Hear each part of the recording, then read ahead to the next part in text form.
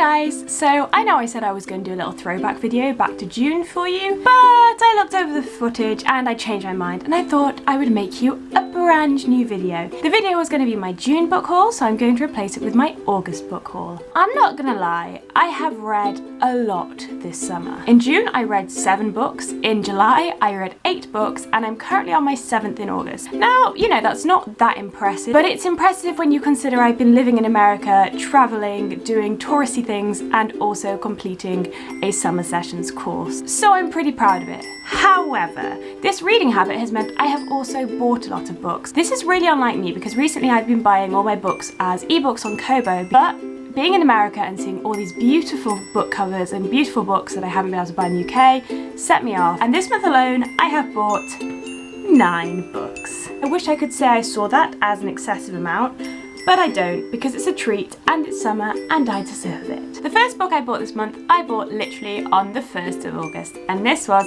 The Endgames by T. Michael Martin. This is a zombie apocalyptic novel, and it's about a teenage boy who is trying to get through the apocalypse while looking after his 5-year-old brother and going along with the rules of the game maker. I've already read this. I read this while traveling between states when I was on holiday, and I really enjoyed it. It was a really quick, engaging read, and I love zombie apocalypse stuff. I'm obsessed with The Walking Dead. I think if you like books like The Maze Runner or the Gone series, you'd also really enjoy it because it's kind of in that vein. And also, let's face it, it's really cool that it's written by a YouTuber. So the next book I bought from the Last Bookstore in LA. If you don't know what the Last Bookstore is, it's kind of a mix of new books and secondhand books. It's an amazing bookstore. You should definitely check it out if you're in the LA area. But the book I bought from there is Speak by Laurie Halse Anderson. I think that's how you say it. I've been seeing a lot about this book for a long time. It was a National Book Award finalist, and it's meant to be really, really powerful. And I would say I'm really looking forward to reading it, but that's not the right thing.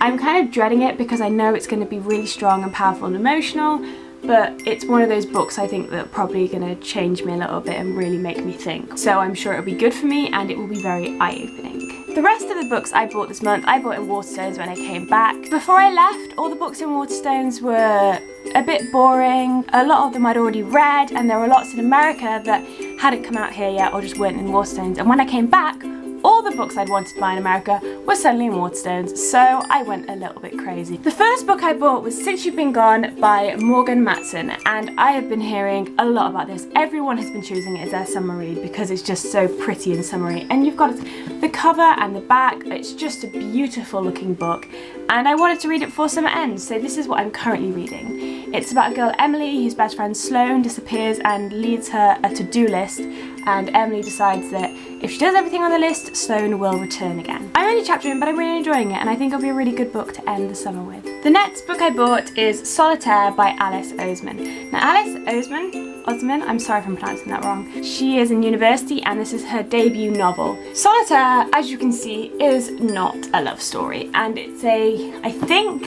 a YA contempt. I don't really know too much about what it's about, but I've been seeing it a lot of places. I've been hearing really good things about it, and I'm really interested to read a book that isn't a love story because I've read a lot of romances recently, and I would like to read a book where it's less about romance and love and more about the other important things in life. The next book I bought is Shadow and Bone by Leigh Bardugo. It is the first in a series. It is a fantasy novel, and weirdly enough, I think the cover in America is white, but here it is purple, which I think is very pretty and goes nicely on my purple shelf. I'm being weird. I would read you the back, but quite frankly, it doesn't help me. It's jargony, it doesn't explain a lot. Basically typical unlocking a magical gift. I sound very dismissive of it, but I'm actually really looking forward to reading it. I have heard amazing things about it, and it's a really nice cover, and I'm looking forward to reading it. I just haven't got around to it yet. I think I may actually leave it for winter because I feel it's more of a wintry book, so it may be a while before you hear anything more on this subject. The next book I bought was Lola and the Boy Next Door by Stephanie Perkins. I bought it because I'd just come back from San Francisco, and by God did I fall in love with this book. I fell in love with the story, with the characters, everything, the writing. Stephanie Perkins, you are amazing. I love you. I cannot wait to read the other two in the series. I read this book in less than 12 hours, I think, and I just loved it. This is my kind of book. This and books like Fangirl or Overall, these are the kind of books that I fall in love with. So I cannot even begin to tell you how much you think. If you've been hearing about it everywhere and kind of like, I'm not bothered, which is kind of what I was like, don't. It's such a feel-good read. Read it. Following on from that, the next book I bought was Isla and the Happily Ever After from Stephanie Perkins. I am waiting to read this because I want to read Anna and the French Kiss first, but I can't find it anywhere in shops. So this is on my to-read list after I read Anna and the French Kiss. The next book I bought is one I have been eyeing up for a long time because I think the cover art is just absolutely stunning. And that is Love Letters to the Dead by Ava Dellairia. Oh, come on, just look at this cover. It is so beautiful. I also love the concept. Basically, the main character is writing letters to dead celebrities, which is kind of does what it says on the tin. The last book I got, I'm kind of ashamed of myself because I've actually already bought it. It is Amy and Roger's Epic Detour by Morgan Matson. And you're maybe saying, but you've already bought it. Oh, it must be an ebook or something. No. This is the copy I bought. For those of you who weren't sure about how far I go with my obsession of nice covers, the reason I bought this copy is because the spines are different. This spine is the American spine, and I hate these bits. I think they're really ugly, and the British spine doesn't have that. That is genuinely the reason I bought this book. I'm such a loser. The book is a contemporary romance and it's all about a road trip, so I kind of want to leave it till I go on a road trip. Is that really sad? Another book I've been hearing great things about. Pretty much all the books I've bought are things I've been hearing good things about and things that have been on the Tumblr booktube circuit for the last year but haven't really been available in the UK.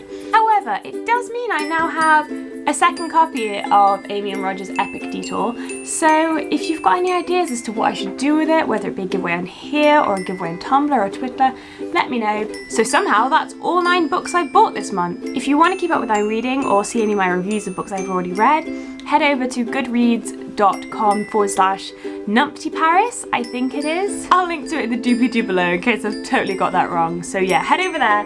And I've put everything on there I've been reading since the start of the summer. And as I've said, I've read a lot, so there are quite a lot of books on there, especially a lot of new contents. So if you're thinking about whether you should read them or not, head over there and see my brutally honest reviews. So that's it for today. I hope you guys have had a lovely summer, and I know you'll all be as sad as me that is drawing to a close. Good luck to all of you going back to school or university, and I guess I'll see you next time. Bye guys.